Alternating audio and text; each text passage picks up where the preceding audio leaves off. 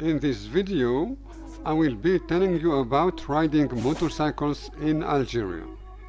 I believe that this country is the best in the world for living, exploring, and especially for motorcycling. I'm curious to know how biased I am about this idea and how contagious are my ideas.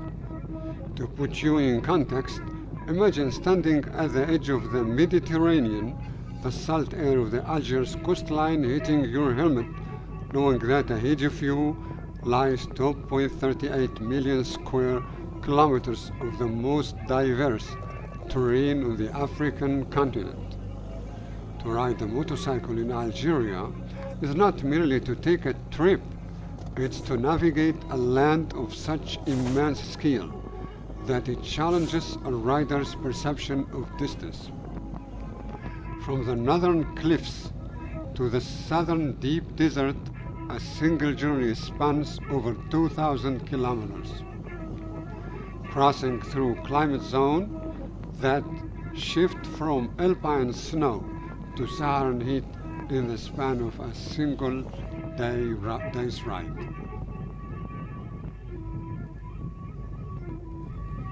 For the technical traveler, the northern region is a masterclass in coastal and mountain engineering. Over 1,200 kilometers of Mediterranean coastline provide a winding ribbon of asphalt that hugs the sea. You can lean into the technical hairpins of the Gigilian Corniche, where the road is literally carved into the limestone cliffs, or climb into the Georgia and Tel Atlas ranges. These mountains reach altitudes of over 2,300 meters, featuring steep gradients and tight switchbacks. Even in the spring months of March and April, the higher passes often remain snow-lined, requiring a steady hand and reliable traction control. This is a region of water as much as stone, home to massive inland lakes like Beni Haroun and permanent rivers, known as reds, that have cut deep, narrow gorges into the landscape.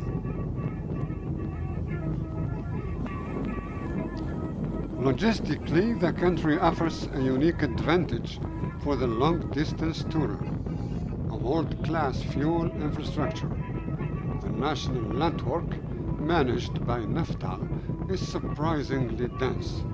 In the north, you will find stations every few hundred meters in urban hubs, often clustered within sight of one another.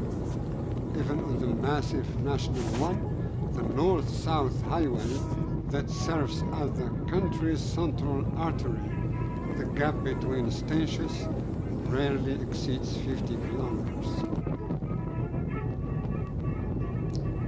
Technically, the fuel quality is high, with 95 octane Samplon and high-grade diesel available at almost every pump. For the international rider, the economics are a standout feature. The official rate, fuel costs around $0.35 per liter. But for those using the informal currency market, the effective price in dollars or euros can drop to virtually negligible levels. It is one of the few places on Earth where the cost of fuel is never the limiting factor of your journey.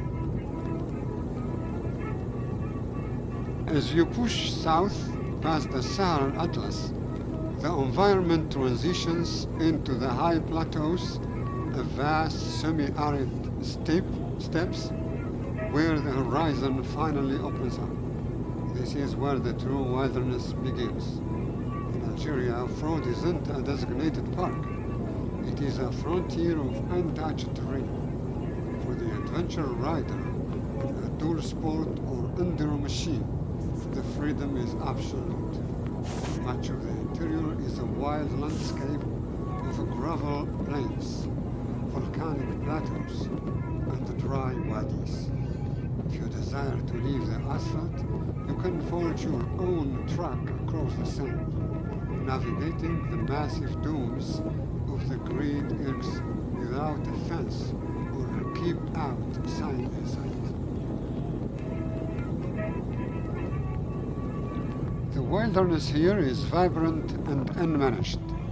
In the north, you may ride through Atlantic cedar forests inhabited by Barbary macaques.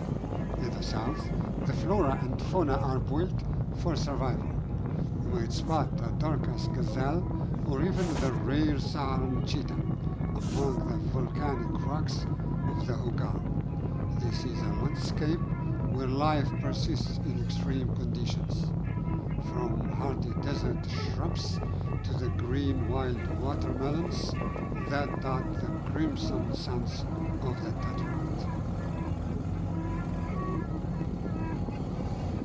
Yet for all the technical challenges of the dunes and the perfection of the asphalt, the defining element of riding in Algeria is the human one. The local culture is rooted in marhaba, a deep-seated tradition of hospitality. It is a common experience for a foreign rider to be invited for tea or a meal by a local who simply spotted them on the road. Whether you are navigating the ancient bridges of Constantine or taking a break in a Tuareg camp near the 2,700-meter peak of Askria, you are treated as a guest of honor. If your bike has a mechanical issue, the support is immediate and proactive. It is not unusual for a local mechanic to drop everything to help a traveler get back on their way. From the modern lens of the east-west highway to the ancient rock art hidden in the canyons of the Tassili Niger, Algeria offers a spectrum for every rider. It is a place where you can be a tourist on a comfortable cruiser one day and a desert pioneer in the next.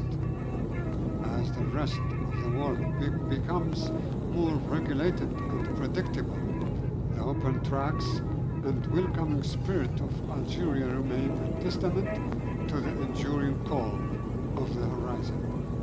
It is quite simply the last great frontier for the modern motorcyclist. I hope I convinced some of you that this country is the best. Thanks for watching.